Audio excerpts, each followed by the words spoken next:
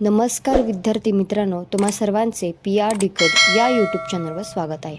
आज आपण महा-टी-ई-टी 2026 पेपर 1 आणि पेपर 2 या विषयी सामाजिक शास्त्राचे आधुनिक भारताचा जो इतिहास आहे त्याचे आपण IMP 20 क्वेश्चन घेणार आहोत. तर ह्या प्रश्नांचा तुम्ही सराव नक्की करावा. हे प्रश्न नक्की जो 28 तारखेला TETचा पेपर होणार आहे त्यात येतीलच.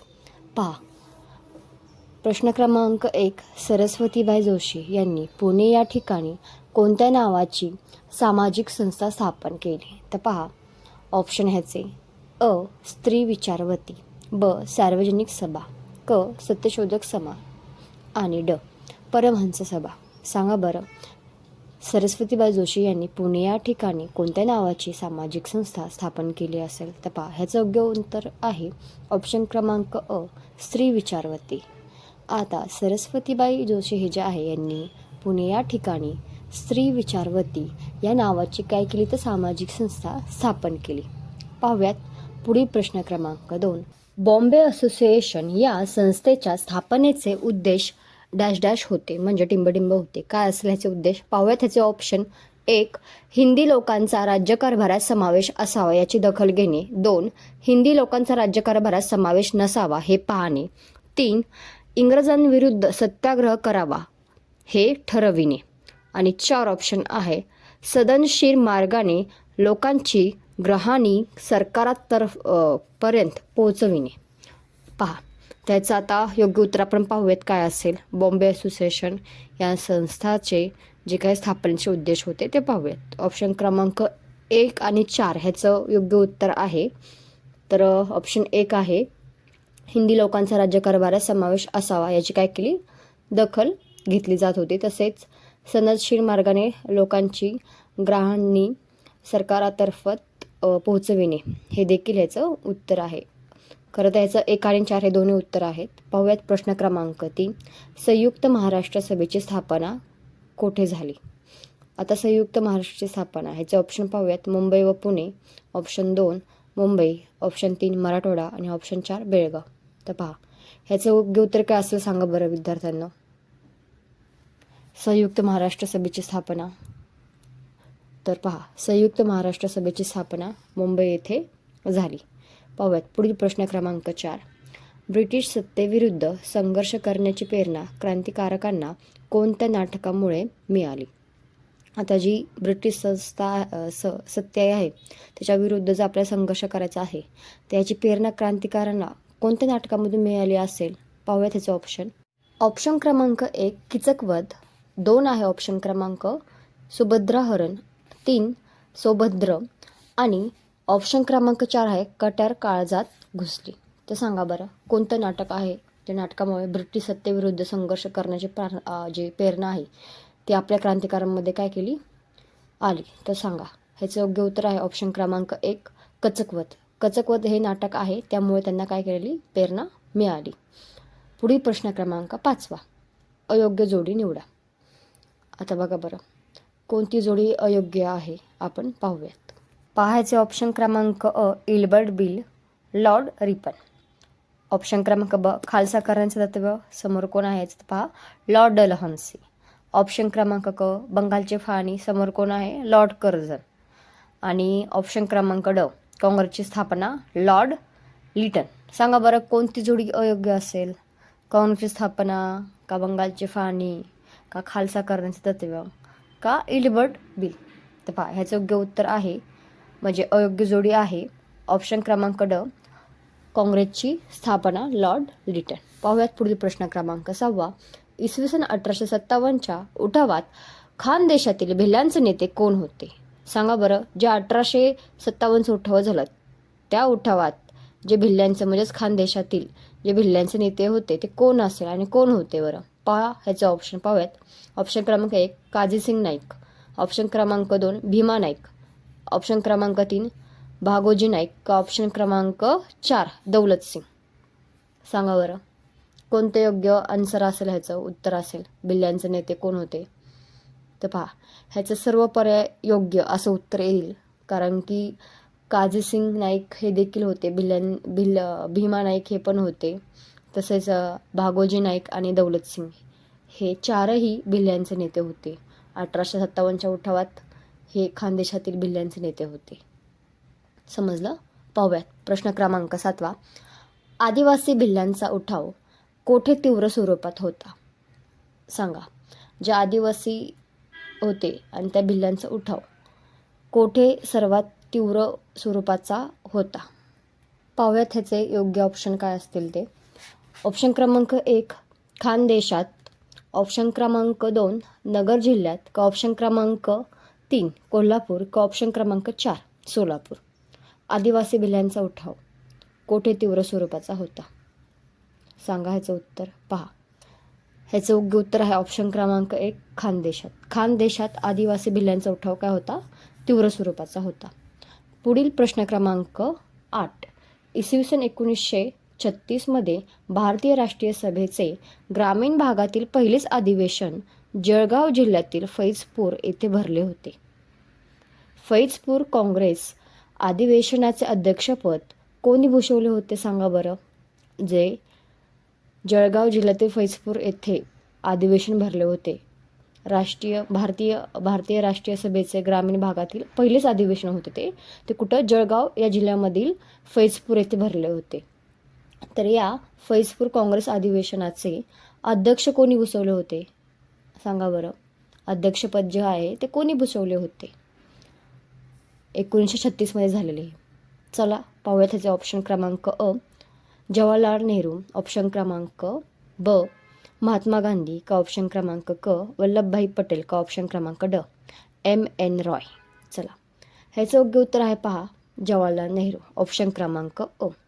इसवी सन 1936मध्ये भारतीय राष्ट्रीय सभेचे ग्रामीण भागातील पहिलेच अधिवेशन जळगाव जिल्ह्यातील फैजपूर येथे भरले. समजलं? आणि त्याच फैजपूर काँग्रेस अधिवेशनाचे अध्यक्षपद जवाहरलाल नेहरू यांनी भूषविले होते. समजले विद्यार्थ्यांनो? चला पाहूयात पुढील प्रश्न क्रमांक 9. भारत छोडो आंदोलनात देशात कोठे सरकार स्थापन करण्यात आले होते? शिक्षक विद्यार्थी मित्रांनो, तुम्ही सेशनला अजून लाईक नसेल केलं तर आपल्या व्हिडिओला नक्की लाईक करा. चला ह्याचे ऑप्शन पाहूयात. ऑप्शन क्रमांक ए बालिया म्हणजे उत्तर प्रदेश, ऑप्शन क्रमांक ब मिदनापूर म्हणजेच बंगाल, ऑप्शन क्रमांक क सातारा म्हणजेच महाराष्ट्र, का ऑप्शन क्रमांक ड वरील सर्व पर्याय योग्य. सांगा बरं ह्याचे योग्य उत्तर काय असेल ते. भारत छोडो आंदोलनात देशात कोठे सरकार स्थापन करण्यात आले होते? तर विद्यार्थी मित्रांनो म्हणजे शिक्षक विद्यार्थी मित्रांनो ऑप्शन क्रमांक ड हे बरोबर उत्तर आहे. वरील सर्व पर्याय योग्य आहेत. बालियामध्ये देखील, नापूर जे आहे त्याच्यामध्ये पण आणि साताऱ्यामध्ये पण देखील हे आंदोलन झालेले आपल्याला दिसून येते. पाहूयात पुढील प्रश्न क्रमांक 10. लॉर्ड कर्झनकालीन रायले आयोगाचा संबंध टिंबटिंब होता. जो लॉर्ड कर्झनकालीन आहे याचा रायले आयोग जे आहे याच्याशी काय संबंध होता आपण पाहूयात. ऑप्शन क्रमांक अ प्राथमिक शिक्षणाशी, ऑप्शन क्रमांक ब माध्यमिक शिक्षणाशी, का ऑप्शन क्रमांक क उच्च शिक्षणाशी, का ऑप्शन क्रमांक ड दुष्काळाशी. तर पहा ह्याचे योग्य उत्तर आहे ऑप्शन क्रमांक क उच्च शिक्षणाशी. लॉर्ड कर्झनकालीन रायलेचा जो आयोगाचा आहे रायले आयोगाचा संबंध उच्च शिक्षणाशी होता. पहा प्रश्न क्रमांक 11. इसवी सन 1839मध्ये पुणे येथे कोणी उठाव केला? काल 1839मध्ये पुणे येथे कोणी उठाव केला होता?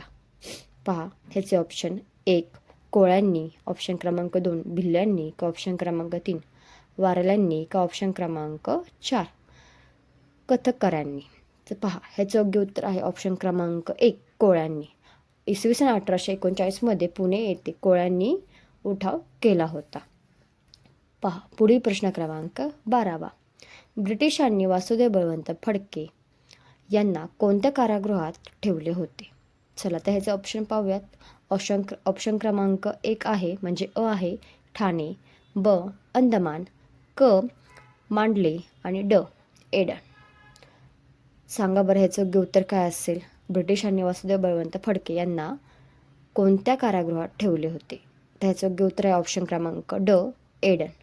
ब्रिटिशांनी वासुदेव बळवंत फडके यांना एडन कारागृहात ठेवले होते. पहा प्रश्न क्रमांक 13. भारताला स्वातंत्र्य देण्याबद्दल ब्रिटिशांच्या धोरणात बदल झाला. कारण ह्याचे कारण विचारलं आहे, का बदल झाला असेल. पहा ह्याचे ऑप्शन क्रमांक 1 ब्रिटनमध्ये झालेले सत्तांतर. ऑप्शन क्रमांक 2 भारतात राष्ट्रवादास आलेले उधाण. ऑप्शन क्रमांक 3 द्वितीय जागतिक महायुद्धाचा परिणाम. तर पहा ह्याचं योग्य कारण काय असेल. तर पहा भारताला स्वातंत्र्य देण्याबद्दल ब्रिटिशांच्या धोरणात बदल झाला. कारण हे सर्व आहेत.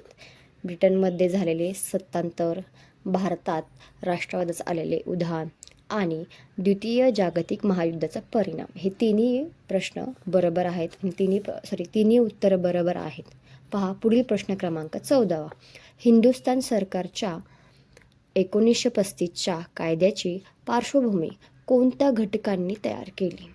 जे हिंदुस्थान सरकारच्या 1935च्या कायद्याची पार्श्वभूमी आहे ती कोणत्या घटकांनी तयार केली. पाहूयात त्याचे ऑप्शन क्रमांक 1 मुडीमन समिती आणि तिचा अहवाल. ऑप्शन क्रमांक 2 सायमन कमिशन. ऑप्शन क्रमांक 3 नेहरू रिपोर्ट आणि ऑप्शन क्रमांक 4 बॅरिस्टर जिंदांचे 14 मुद्दे. तर पहा ह्याचं योग्य उत्तर काय असेल सांगा बरं. हिंदुस्थानच्या सरकारच्या 1935च्या कायद्याची पार्श्वभूमी कोणत्या घटकांनी तयार केली. तर खालील सर्व पर्याय बरोबर आहेत. ऑप्शन क्रमांक 1 2 3 4 हे सर्व उत्तर काय आहेत बरोबर आहेत. मुडीमन समिती आणि तिचा अहवाल, तसेच सायमन कमिशन, नेहरू रिपोर्ट आणि बॅरिस्टर जिंदांचे 14 मुद्दे हे सर्व विधान काय आहेत बरोबर आहेत. पहा पुढील प्रश्न क्रमांक 15. ब्रिटिश ईस्ट इंडिया कंपनीची भारतातील व्यापारविषयक मक्तेदारी कोणत्या कायद्यान्वये संपुष्टात आली. सांगा बरं कोणता कायदा असेल की ज्याने संपुष्टात आली असेल जी ब्रिटिश इंडिया कंपनीची भारतातील व्यापारविषयक मक्तेदारी होती ती. तर पहा ह्याचे ऑप्शन पाहूयात. ऑप्शन क्रमांक अ आहे 1793चा संधी कायदा. ऑप्शन क्रमांक ब आहे 1813चा संधी कायदा का ऑप्शन क्रमांक क 1773चा नियमाचा कायदा का ऑप्शन क्रमांक ड 1858चा भारताच्या सुशासनाचा जो कायदा आहे तो. तर पहा ह्याचे योग्य उत्तर आहे ऑप्शन क्रमांक ब 1813चा संधी कायदा. ब्रिटिश ईस्ट इंडिया कंपनीची भारतातील जी मक्तेदारी आहे व्यापारविषयक मक्तेदारी आहे ती 1813च्या संधी कायदा या कायद्यान्वये संपुष्टात आलेली आहे. समजलं. पहा पुढील प्रश्न क्रमांक आहे 16. विद्यार्थी मित्रांनो व्हिडिओला लाईक करा आणि चॅनेलवर नवीन असाल तर चॅनेल नक्की सबस्क्राईब करा. पहा प्रश्न क्रमांक 16. खालीलपैकी 1935च्या भारत सरकारच्या कायद्याची वैशिष्ट्ये कोणती. पहा ह्याचे ऑप्शन क्रमांक 1 प्रांतीय स्वायत्तता. ऑप्शन क्रमांक 2 संघराज्यांचे न्यायालय. ऑप्शन क्रमांक 3 केंद्रात द्विदल राजपद्धती. ऑप्शन क्रमांक 4 2 सभागृह असलेले संघीय कायदेमंडळ. सांगा बरं कोणतं योग्य उत्तर असेल. भारतातील म्हणजे जे भारत सरकारच्या कायद्याचे वैशिष्ट्य आहे 1935च्या. तर वरील सर्व पर्याय बरोबर आहेत. ऑप्शन क्रमांक 1 2 3 4 हे सर्व पर्याय बरोबर आहेत. समजलं. प्रांतीय स्वायत्तता देखील, संघराज्यांचे न्यायालय देखील, केंद्रात द्विदल राजपद्धती पण आणि 2 सभागृह असलेले संघीय कायदेमंडळ देखील. पहा पुढील प्रश्न क्रमांक 17. मुस्लिम लीगने मुक्तिदिन केव्हा साजरा केला. जी मुस्लिम लीग आहे त्यांनी मुक्तिदिन केव्हा साजरा केला. चला पाहूयात ह्याचे ऑप्शन. ऑप्शन क्रमांक अ 1926 जेव्हा स्वराज्य पक्षाने प्रांतातील आपले बहुमत गमावले. ऑप्शन क्रमांक ब 1929 काँग्रेसने पूर्ण स्वराज्याची मागणी जाहीर केली त्यानंतर. का ऑप्शन क्रमांक क 1932 सरकारने काँग्रेसला बेकायदा घोषित केले तेव्हा. का ऑप्शन क्रमांक ड 1939 द्वितीय जागतिक महायुद्धात भारताला धडकलेले जे त्याचा निषेध म्हणून प्रांतातील काँग्रेसच्या मंत्र्यांनी राजीनामे दिले तेव्हा. तर पहा ह्याचे योग्य उत्तर आहे ऑप्शन क्रमांक ड 1939 द्वितीय जागतिक महायुद्धात भारताला धडकलेले त्याचा निषेध म्हणून प्रांतातील काँग्रेसच्या मंत्र्यांनी राजीनामे दिले तेव्हा हे मुस्लिम लीगचे काय केले मुक्तिदिन तेव्हा त्यांनी साजरा केला. पहा प्रश्न क्रमांक 18. योग्य जोड्या लावा. भिल्लांचा उठाव, काय असलं बरं ह्याची योग्य जोडी? पागल जे पंथीयांचा उठाव आहे त्याचं काय कारण असेल, म्हणजे कोणतं सण असेल? कोळ्यांचा उठाव त्याचा कोणता सण असेल? आणि फरेजी उठाव, तर पहा ह्याचं योग्य उत्तर आहे भिल्लांचा उठाव कधी झाला तर 1817मध्ये. पागलपंथांचा उठाव कधी झाला? 1825मध्ये. कोळ्यांचा उठाव कधी झाला तर 1829मध्ये. आणि फेरीजचा उठाव कधी झाला तर ऑप्शन क्रमांक 1 1838मध्ये. समजलं? पहा प्रश्न क्रमांक 19. देशभक्तीचा प्रसार करण्याचा उद्देशाने आत्मनिष्ठ युवती समाजाची स्थापना नाशिकमध्ये कोणी केली? जे देशभक्तीचा आहे, जे प्रसार करण्याचा उद्देश होता, त्याच्यामध्ये आत्मनिष्ठ युती समाजाची स्थापना नाशिकमध्ये कोणी केली असेल? पाहायचे आपण ऑप्शन पाहूयात. ऑप्शन क्रमांक 1 श्रीमती दुर्गादेवी बोहरा. ऑप्शन क्रमांक 2 कल्पना दत्त. ऑप्शन क्रमांक 3 सौ येसो बाबाराव सावरकर. का ऑप्शन क्रमांक 4 सौ लक्ष्मीबाई दातार.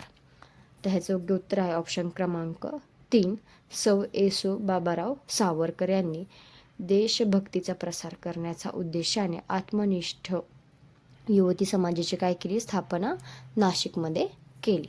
समजलं? पाहूयात या व्हिडिओमधील शेवटचा प्रश्न क्रमांक 20. हाताने विणलेल्या खादीचा वेश परिधान करून राजदरबारात 1877मध्ये कोणी उपस्थित होते बरं? सांगा बरं कोणी उपस्थित होते? तर पहा ह्याचे ऑप्शन क्रमांक अ गणेश वासुदेव जोशी. ऑप्शन क्रमांक ब M.G. रानडे. का ऑप्शन क्रमांक क रवींद्रनाथ टागोर. का ऑप्शन क्रमांक ड महात्मा ज्योतिबा फुले. तर पहा ह्याचं योग्य उत्तर आहे ऑप्शन क्रमांक अ गणेश वासुदेव जोशी. हाताने विणलेल्या खादीचा वेश परिधान करून राजदरबारात 1877मध्ये कोण उपस्थित होते? तर गणेश वासुदेव जोशी. समजलं विद्यार्थी मित्रांनो? तर पहा शिक्षक विद्यार्थी मित्रांनो, TET 2026मध्ये 28 जूनला जो पेपर होणार आहे त्याविषयी आपण सामाजिक शास्त्र पेपर 1 आणि पेपर 2 आधुनिक भारताचा इतिहास यातील 20 IMP क्वेश्चन आणि उत्तर त्याचे घेतलेले आहेत. व्हिडिओ आवडला असेल तर आपल्या चॅनलला आणि तसेच व्हिडिओला लाईक करा आणि चॅनलला नक्की सबस्क्राईब करा. तोपर्यंत जय हिंद, जय महाराष्ट्र.